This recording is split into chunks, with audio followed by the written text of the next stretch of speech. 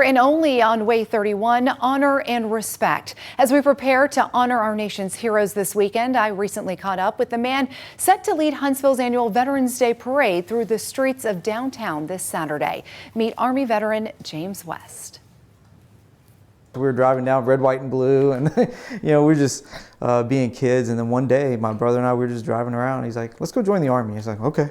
10 days later, I was in basic. Like so many others, James West was moved to enlist after the 9/11 terror attacks. In March of 2003, he was part of the first phase of soldiers who entered Iraq. I was an 88 Mike, a truck driver, running supplies to and from Baghdad. It was just a lot of 14-hour drives back and forth. Less than 2 years later, West deployed a second time. I was with 1st 187 Infantry out of Fort Campbell, the Rakkasans. One day, after finishing a patrol, he sent his men to eat and rest while he refueled and reloaded the trucks.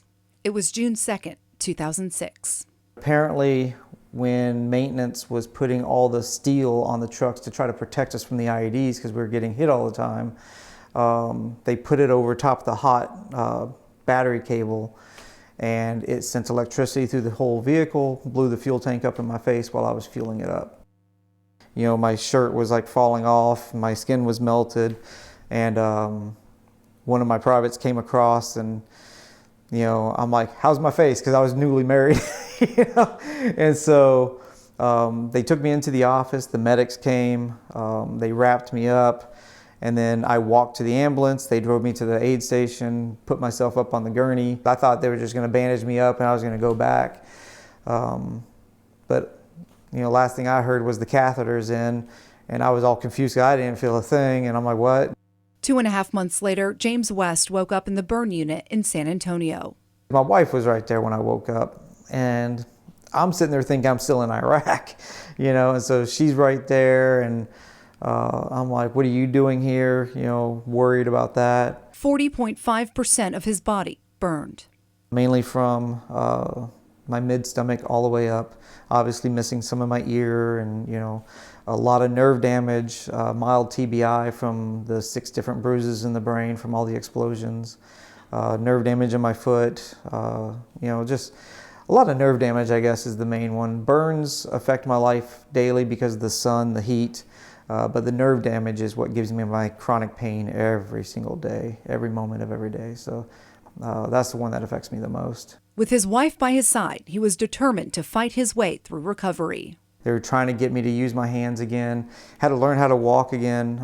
That was rough. His plans for a 30-year career cut short in an instant. It was going to happen eventually, I was wrong place, wrong time.